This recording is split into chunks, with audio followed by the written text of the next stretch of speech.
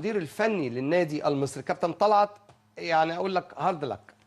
يا كابتن علاء الله يخليك يا حبيبي، متشكر جدا. كابتن خالد بيبو، كابتن خالد بيبو وكابتن عمرو الدسوقي بيسلموا على حضرتك.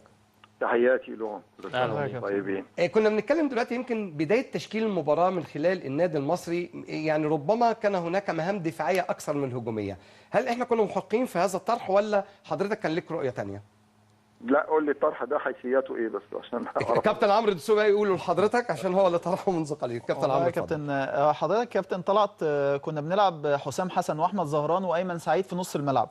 تمام. الثلاثه طابع دفاعي بحت، يعني تمام. حسام حسن ميوله الهجوميه ضعيفه، احمد زهران، ايمن سعيد. كنا محتاجين عبد السلام نجاح في حته النقله الهجوميه دي اللي حصلت في التغيير حضرتك في الشوط الثاني، وده اللي ادى لتغير شكل ووضع النادي المصري في اخر ثلث ساعه. ارد ولا اتفضل يا فندم. اتفضل بص يا كابتن، انت بنتعلم من حضرتك برضه يا كابتن. لا العفو، لا العفو.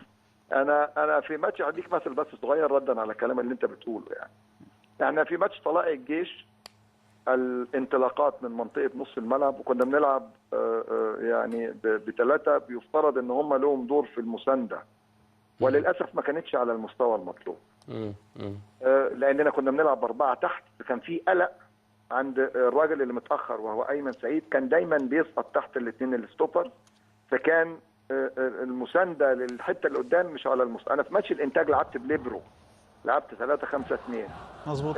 طبيعي اللي يسمع كده يقول ان احنا غيرنا من الشكل الهجومي للشكل الدفاعي. لكن لما تعرف ليه انا لعبت بليبرو، انا لعبت بليبرو عشان ادي حريه لاحمد فوزي ولعصام عبد العاطي من الاطراف، وادي حريه للاعبي الوسط المرتكزين مع الاثنين فراوده لان هم ينطلقوا.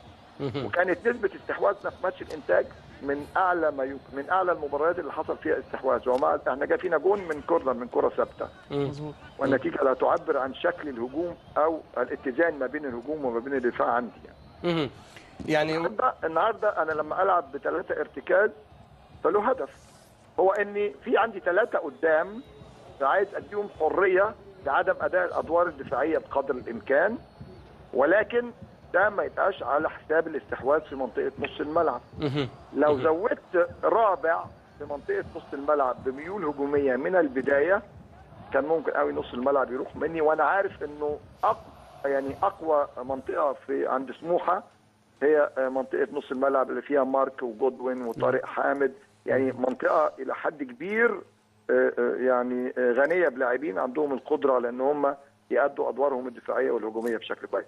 فكون ان انا العب بثلاثه ارتكاز، اولا كلمه الثلاثه ارتكاز دي، الارتكاز الوحيد اللي كان غير مسموح له باداء ادوار هجوميه هو ايمن سعيد. ولكن كانت هناك حريه على الاقل لواحد من الاثنين مع الطرفين ان هم ينطلقوا مع الثلاثه اللي قدام. بس ده كابتن طلعت اللي حضرتك اللي احنا ما شفناهوش من التمويل، يعني احنا شفنا محمود عبد الحكيم يعني في الشوط الاول كان من ضمن الثلاثه اللي قدام. يعني التمويل كان ضعيف جدا في الشوط الاولاني ونص الشوط الثاني.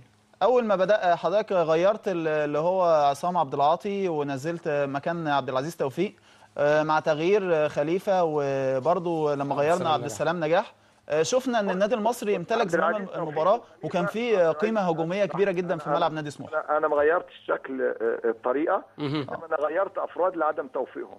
ايهاب دي حاجه ثانيه بقى. وعبد العزيز غير موفق. اللي حصل هو انه ما فيش تغيير في التكتيك، ما فيش تغيير في الاسلوب، كان التغيير في الاسلوب تم بالتغيير الثالث بس لما نزل عبد السلام نجاح مكان زهران. وخلي بالك التغيير ده تم لما سموحه لعبت بثلاثه، لعبت بليبرو، فادتنا اريحيه في اننا نزود كمان عدد المهاجمين، فضت نص الملعب شويه، وبالتالي عبد السلام نجاح لما نزل عشان يؤدي ادوار هجوميه.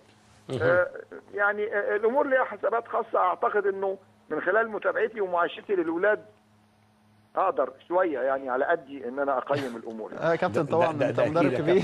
كابتن خالد بيبو بيأيد حضرتك في كل اللي قلته، على فكره هو معاك دلوقتي. كابتن يمكن انا قبل اللقاء يعني قلت كل الكلام اللي حضرتك قلته دلوقتي، ويمكن انا قريت شويه من فكره حضرتك، وانت ما كنتش محتاج اكتر من ان انت تعمل الكلام ده. انت عندك ثلاثه بيهاجموا قدام بزياده كمان مع الاثنين، مع واحد من نص الملعب واثنين من على الاطراف بس طبعا اللي حصل النهارده ان عبد العزيز توفيق مش في حالته النهارده. حالتهم. احمد فوزي ما زادش بالزياده اللي انت كنت مديله الحريه. محمود عبد الحكيم أيضاً محمود عبد في الحكيم كان بعيد حالته. جدا عن مستواه. الثلاثه بتوع نص الملعب يعني انت كنت مأمن كل الناس بالثلاثه بتوع نص الملعب، بس كان الباقي كان محتاج ان انا يبقى عندي زياده محمود ان هو يبقى عنده جراءه اكتر ويروح.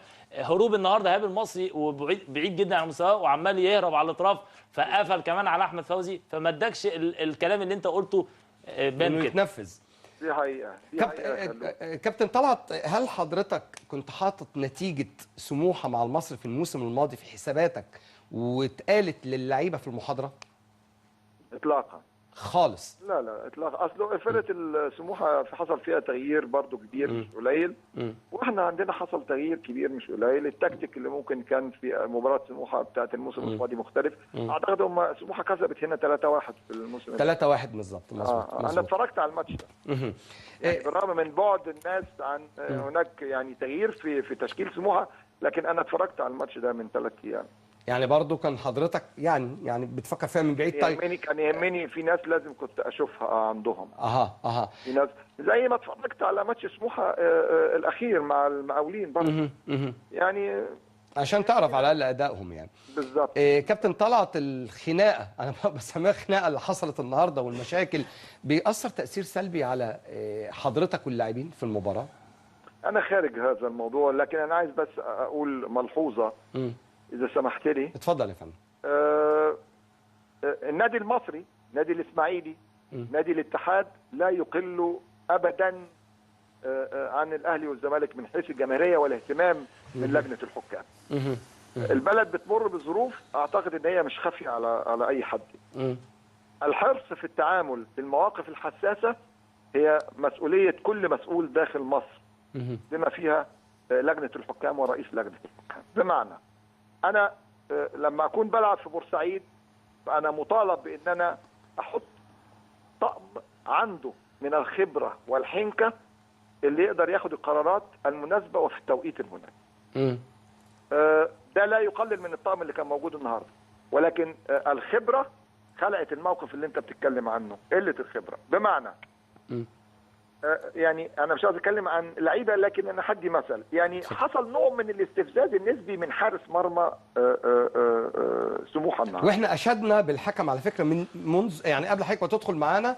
انا قلت حتى الحكم موقفه كان رائع، ان هو يعني ايه الطوبه، انا قلت التعبير مش بيتضرب عليه رصاص يعني، فرجعه وخلاه يرمي طوبه. انا بالعكس حكم المباراه انا شايف انه قام بدور ايجابي جدا. لا قبل الموقف ده كان في يعني تعمد في اضاعه الوقت. كان في تعمد في اضاعه الوقت. بص، الجماهير في المدرجات انت في حاجه لانك تسيطر عليها بقرارات حكيمه. كان من الطبيعي جدا انه يترفع الكارت الاصفر لما موقف اضاعه الوقت يتكرر مره واثنين وثلاثه قبل الطوبه اللي انت بتتكلم عنها. كان لازم. وعلى فكره انا كلمته، يعني الماتش واقف انا كلمته، قال لي انا اتاخرت في الانذار. لو الانذار ده اترفع، ما دي بقى فرق الخبره. لو الانذار ده اترفع في وقت مناسب في اول او ثاني محاوله لاضاعه الوقت، تاكد ان كانت الامور هتمشي بشكل طبيعي جدا جدا. مظبوط. يعني فيما عدا ذلك انا يعني بطالب بس لجنه الحكام، لانه الماتشات ليها حساسيه خاصه داخل بورسعيد وداخل اسماعيليه.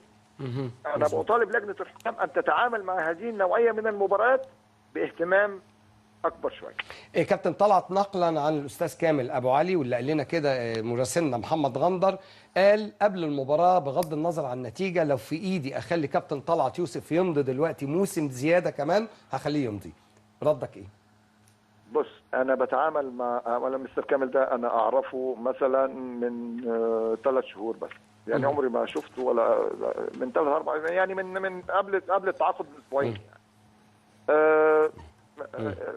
يعني رجل انا مش عايز اتكلم عنه عشان بس كلامي ما يتفهمش غلط. لا اتفضل. هو رجل بيدير الامور داخل النادي المصري بشكل فيه احترافيه شديده جدا جدا. بينكر ذاته الى ابعد الحدود. والموضوع اللي هو طرحه اللي انت بتتكلم فيه طرح فعلا عليا بشكل عملي. ردك. لكن بص، يعني الامور صعب ان انت تاخد قرار من هذه النوعيه النهارده. يعني انت في حاجه الى بعض الوقت والى معايشه على الاقل لنهايه الدور الاول. وبعد كده نفكر، يعني النادي المصري يفكر وانا افكر، عشان القرار ما يبقاش فيه نوع من التعجل والاستعجال. رد ما نبقاش محترم. يعني لو لا قدر الله حسينا ان احنا اخذنا قرار مش مضبوط في توقيت مش مناسب، يعني الامور ممكن تبقى مش، فما فيش ما يستدعي، احنا لسه في بدايه الموسم وهو مقدر لهذا على فكره، يعني مستر كامل مقدر لهذا. أكيد، وانا أكيد. بشكره جدا جدا على ثقته، وبشكره جدا على مساندته يعني الغير مسبوقه في اي نادي. جماهير المصري النهارده حيت اللاعب المصري بعد المباراه بالرغم من التعادل وبالرغم من الطرح اللي بيخرج في بعض المواقع ان في ضغط على حضرتك ان ده ثالث تعادل، يعني شايف ايه؟ التعادل الثالث، احنا مش نادي بيلعب على بطوله. انا قلت كده من اول يوم. يعني سقف الطموحات لابد وان يكون له حدود. واذا ارتفع سقف الطموحات عما هو مفروض وعما هو مطلوب، فتاكد ان المردود هيبقى يعني من اسوأ ما يمكن. مظبوط. اثنين، النادي المصري يعني طموحاته انه يحقق مركز متقدم. يعني ارجو الا تكون هناك ضغوط زايده عن اللزوم على اللعيبه. انا بالنسبه لي يعني انا ممكن اكون متعايش ومتمرس والكلام ده ممكن ما يفرقش معايا ويخليني اركز في شغلي، لكن الخوف ان اللعيبه تخرج عن تركيزها ده اللي ممكن يعني ياثر على ادائنا في المرحله الجايه. كابتن طلعت، في سؤال بس كده حضرتك. طموحات افندم، سؤال بس حضرتك. كابتن عمرو عايز يسال حضرتك سؤال اخير، اتفضل يا فندم. تعقيب حضرتك على التصريح اللي حضرتك قلته بعد ماتش الانتاج ان لاعبي النادي المصري بلا نجوم، واعتقد ان يبقى في تدعيمات في شهر واحد.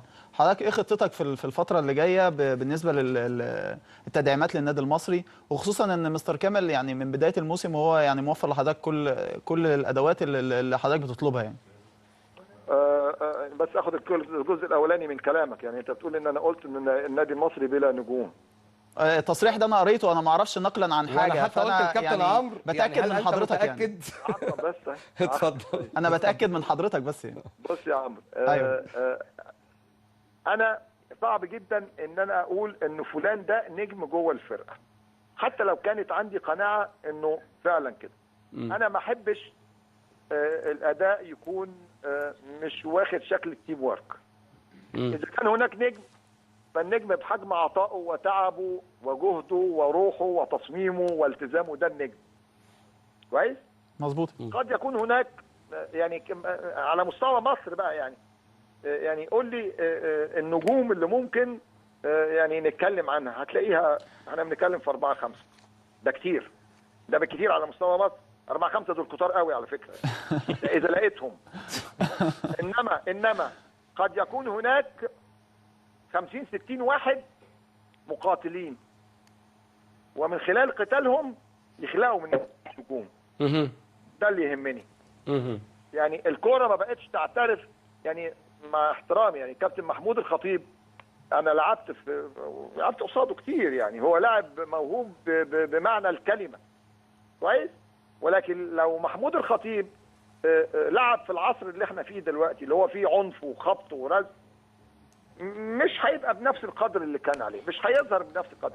فالكوره دلوقتي ما بتعترفش يعني الا لو كانت هناك موهبه فذه. بس يا كابتن في لعيبه بيصنعوا لانديتهم المجد، يعني اللي هو الفارق، ما هو ده اللي احنا بنقول عليه النجم، يعني اللي هو بيصنع للفريق. فين هو؟ انت قول لي فين هو يعني. لا انا مش قصدي يعني اللي هو الهداف او اللي هو بيصنع في اوقات معينه ان الفريق يكسب يعني.